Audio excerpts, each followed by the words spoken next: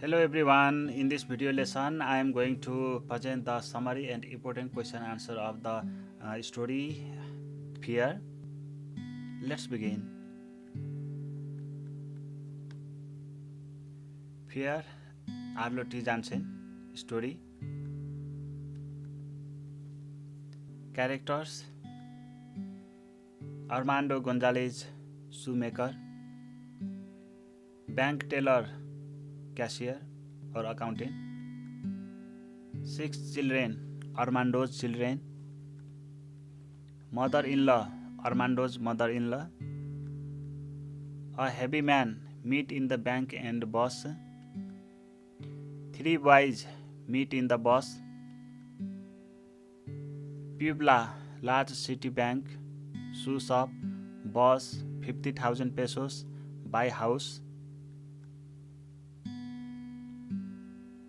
A story from Puebla, Mexico. Summary: Armando Gonzalez worked in a shoe shop. Armando Gonzalez shoe shop मा काम गर्ने हुन्छन्. His wife earned money by taking care of other children. उसको श्रीमतीले अरूको बच्चाहरू हेरेर पैसा कमाउने हुन्छन्.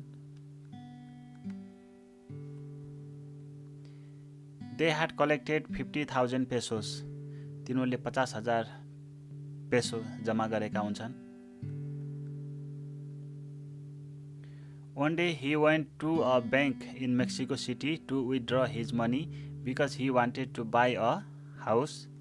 र एक दिन मेक्सिको सिटीको एउटा ब्याङ्कमा जान्छन् र त्यो आफूले जम्मा गरेको पैसा निकाल्नेको लागि, किनभने उनले घर किन्न चाहेका हुन्छन्. He wanted to take his money in cash. उनी आफ्नो पैसा क्यासमै लिन चाहन्छन्. But the cashier bothered him. तर ब्याङ्कको क्यासियरले उनलाई दिक्क लगाउँछ. Gonzalez left nervous because cashier count the money with loud voice.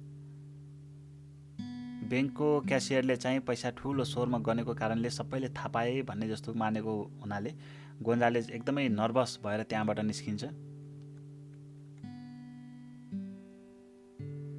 Unfortunately, he put his hat backward so everyone looked him in the bank. ब्याङ्कमा उसलाई सबैले हेरिरहेको हुन्छन् किनभने उनले आफ्नो टोपी उल्टो लगाएको हुन्छन् नर्भस भएर. A heavy man looked twice. एउटा मोटो घाटो मान्छेले उनलाई 2 पटक हेरेको पनि हुन्छ त्यहाँ. When he got the money, he put it into the pocket and left. जब उसले पैसा पाउँछ र पैसा जेबमा हालेर त्यहाँबाट निस्किन्छन्. He feared so much by everyone's look. सबैले आफूलाई हेरिरहेको कारणले गर्दाखेरि उसलाई एकदमै डर लागिरहेको हुन्छ. He thought that his money would be robbed. उसलाई लाग्छ अब उसको पैसा चोरी हुन्छ भनेर. And his dream would turn into pain. र उसको घर किन्ने सपना चकनाचुर हुन्छ भन्ने लाग्छ. While waiting the bus on the road, he saw the heavy man standing there next to him. बस कुर्दै गर्दाखेरि आफ्नै छेउमा त्यो ब्याङ्कमा भएको मोटो मान्छे पनि देख्छ.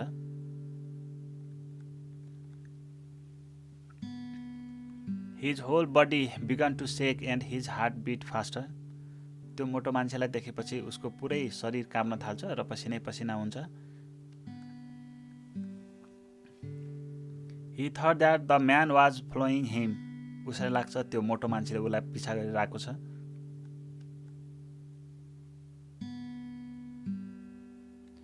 As the bus came, Armando got on the bus and the fat man also got on.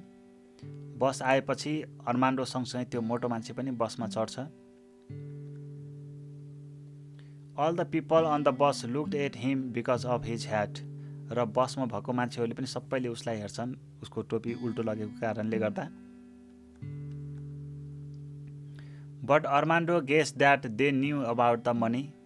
तर अर्मान्डोलाई आफूसँग पैसा भएको कुरा सबैलाई थाहा भयो भन्ने लाग्छ. He also saw 3 young boys talking with the fat man. त्यो बसमा त्यो मोटो मान्छेसँग 3 जना केटाहरू कुरा गरिरहेको देख्छ। It led him to think that they were his helpers. र यो घटना हेरेपछि त्यो मोटो मान्छेले आफ्नो हेल्परहरू पनि राखेको रहेछ भन्ने उसलाई भान हुन्छ। He thought to be outsmarting by getting off the bus. त्यसपछि त्यो मोटो मान्छे र त्यसका सहयोगीहरूलाई छकाउनको लागि ऊ बीच बाटोमै उत्रिदिन्छ। When he got off the bus, the three boys also got off. जब त्यो अर्मान्डो त्यहाँ उत्रिन्छ, अर्मान्डो सँगसँगै 3 जना केटाहरू पनि उत्रिन्छन्। The three boys talked and looked at him. 3 जना केटाहरू एकअर्कासँग कुरा गर्छन् र अर्मान्डो भएतिर हेर्छन्। They walked toward him. त्यसपछि त्यो 3 जना केटाहरू अर्मान्डो भएतिर हिँड्छन्। Then he started to run and cry for help. त्यसपछि अर्मान्डो त्यो 3 जना केटाहरू आफूतिरै आएको देखेर दौडिन्छ र रुँदै सहयोग गुहार गुहार भनेर कराउँछ। The boys also rushed towards him. त्यसपछि त्यो 3 जना केटाहरू पनि त्यो अर्मान्डो भएतिरै दौडिन्छन्। He crossed the road and fell over the junkyard. अर्मान्डोले रोड क्रस गर्छ र फोहोर फाल्ने ठाउँमा गएर लोड्छ।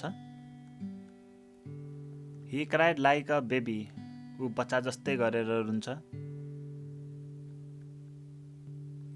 He requested not to rob him because he was an honest man. आफू एकदमै इमानदार मान्छे हो भनेर त्यो केटाहरूसँग आफूलाई नलुट्नको लागि अनुरोध गर्छ। Then the boys told him that they were students. त्यसपछि ती केटाहरूले आफू विद्यार्थी भएको कुराहरू त्यो अर्मान्डोलाई भन्छन्। And they are going to the stadium to watch football tournament but got on the wrong bus. आफूहरू फुटबल हेर्नको लागि स्टेडियम जान लागेको तर गलत बसमा चढेको भन्ने कुराहरू गर्छन्। So they asked to the fat man about the place. त्यही भएर आफूले त्यो मोटो मान्छेसँग स्टेडियमको बारेमा कुरा गरेको कुरा भन्छन् अर्मान्डोलाई। Armando knew that they were not fat man's helper. अर्मान्डोले बल्ल बुझ्छ कि त्यो विद्यार्थी 3 जना केटाहरू त्यो मोटो मान्छेको सहयोगी रहेनछन् भन्ने कुराहरू बुझ्छ। And they rushed to him to save him because of his unnatural behavior, not to rob him. Then he felt light. अब अर्मान्डो भएतिरै दौडिन उनीहरूले त्यो अर्मान्डोलाई बचाउनको लागि हो हैन, अननेचुरल बिहेभियर देखाएको कारणले गर्दा उलाई लुट्नको लागि होइन भनेर उनीहरूले भन्छन्। त्यसपछि बल्ल अर्मान्डोलाई चाहिँ एकदम हल्का महसुस हुन्छ।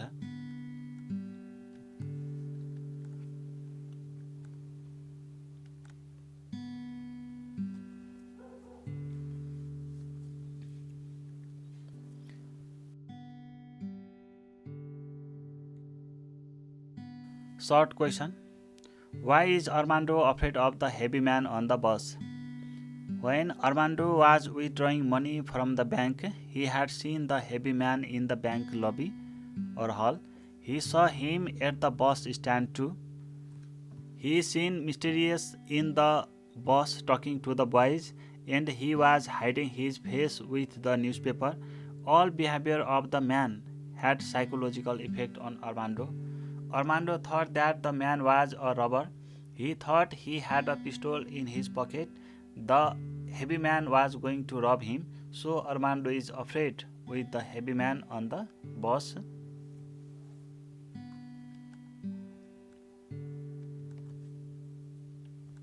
What made Gonzalez think that he was going to be robbed, or what made Armando think that someone was going to rob him? When Armando was withdrawing money from the bank, he had seen the heavy man in the bank lobby. He saw him at the bus stand too. He seen mysterious in the bus talking to the boys, and he was hiding his face with the newspaper. All behavior of the man had psychological effect on Armando. Armando thought that the man was a robber. He thought he had a pistol in his pocket. The heavy man was going to rob him, So Armando is afraid with the heavy man on the bus. So all these circumstances made him think that someone was going to rob him.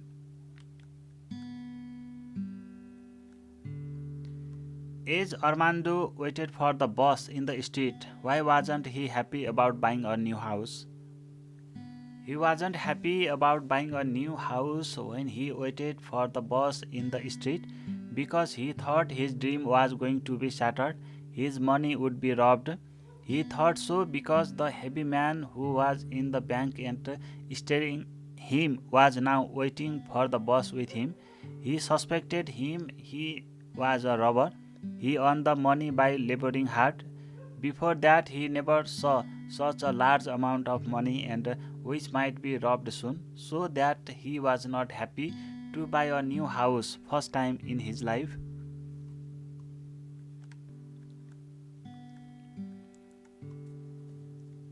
Why did Armando cry for help?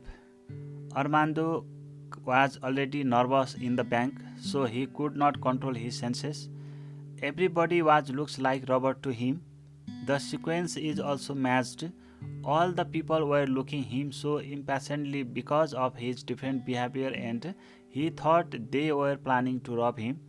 When he was in the bus, he saw an amazing thing that the heavy man had talked with three boys and thought that they were the helpers of the heavy man.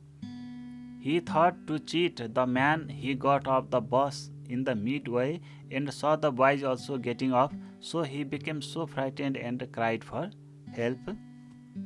Thank you for joining with me in this video lesson and subscribe my channel to get my upcoming video lessons continuously and keep suggesting us. See you soon.